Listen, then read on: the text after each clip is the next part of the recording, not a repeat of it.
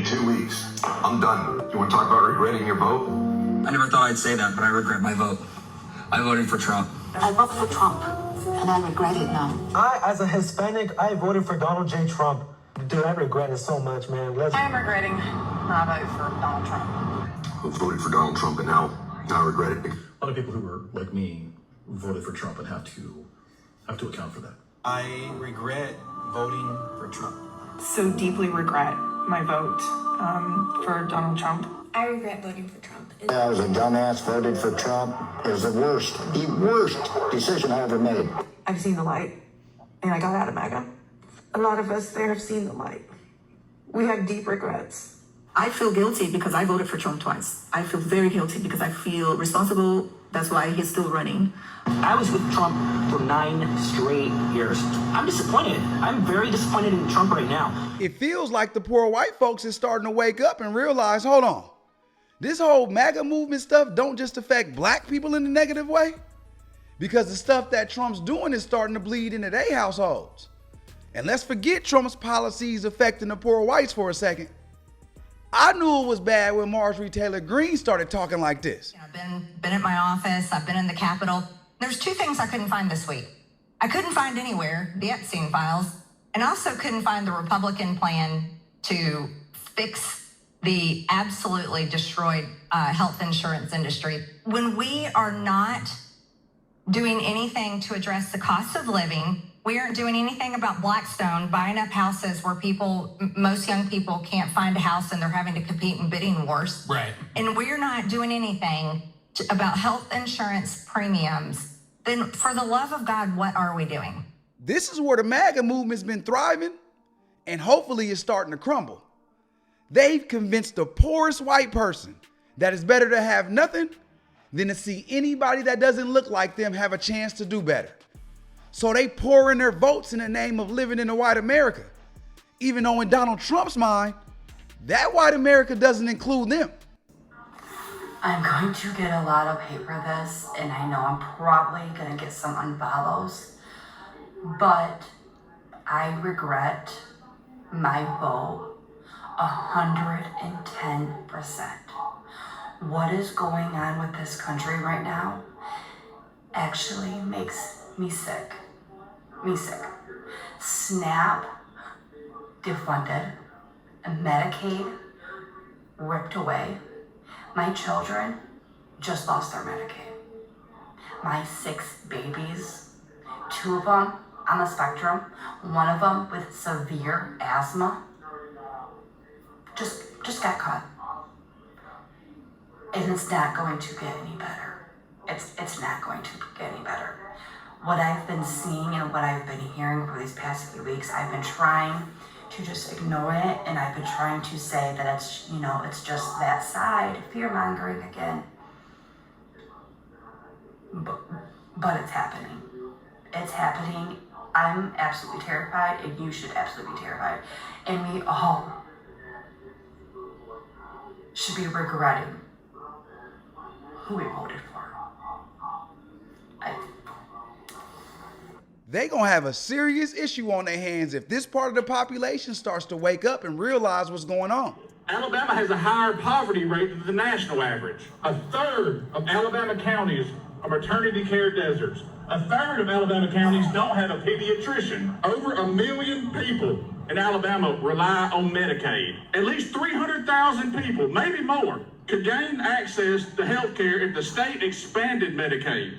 That would also create and save jobs and ward off the closures of rural hospitals and healthcare services. But our state leaders continue to refuse to, and our national representatives vote to cut health care. 130,000 Alabamians could lose their health care coverage. You can't call yourself pro-life and refuse to expand Medicaid. You can't call yourself pro-life and cut health care. You can't call yourself pro-life and be against feeding children. You can call yourself pro-life because you support forcing every baby to be born, yet you are against helping people who are alive. You can't say you're for small government and want the government in all of the uteruses. You can't say you're for small government and support the federal government taking over cities. You can't say you support states' rights and support other states invading states.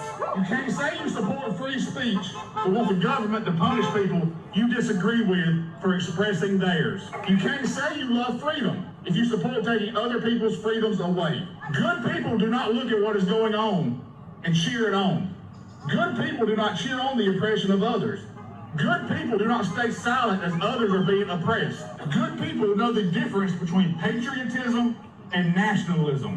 Good people don't see people who live differently, love differently, or think differently as the enemy. Good people do not demand obedience and call it freedom. And don't think it's just that segment of the MAGA voters starting to get a clue. The families of these illegal immigrants are starting to realize they made a mistake too.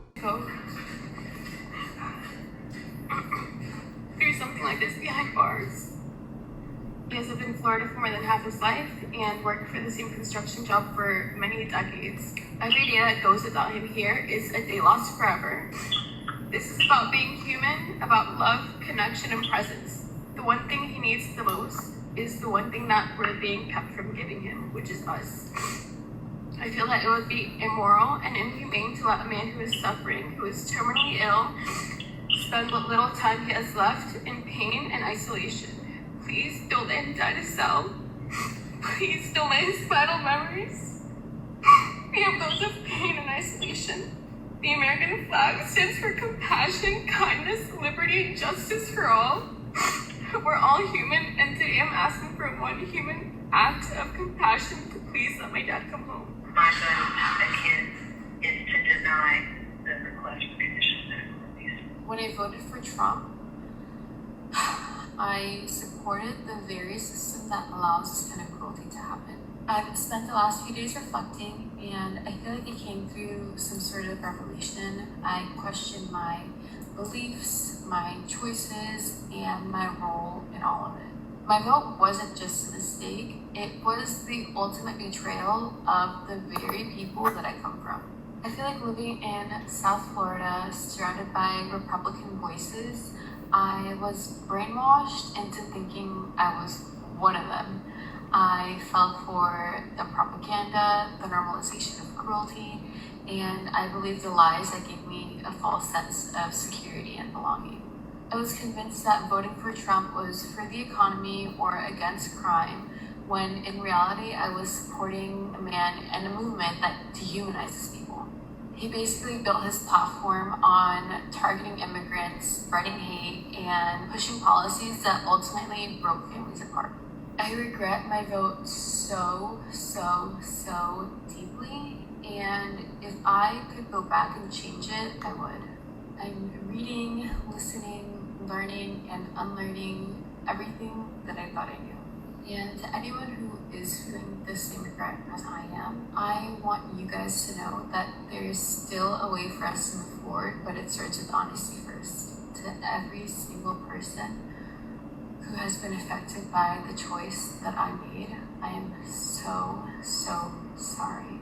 A lot of you aren't going to forgive me, and I'm really not expecting anyone to, but I just want everyone to know that I'm going to move forward with more compassion, continue educating myself, and fight for those who can't fight for themselves. Man, I don't know what the Democrats gonna do, but they are the lesser of the two evils right now.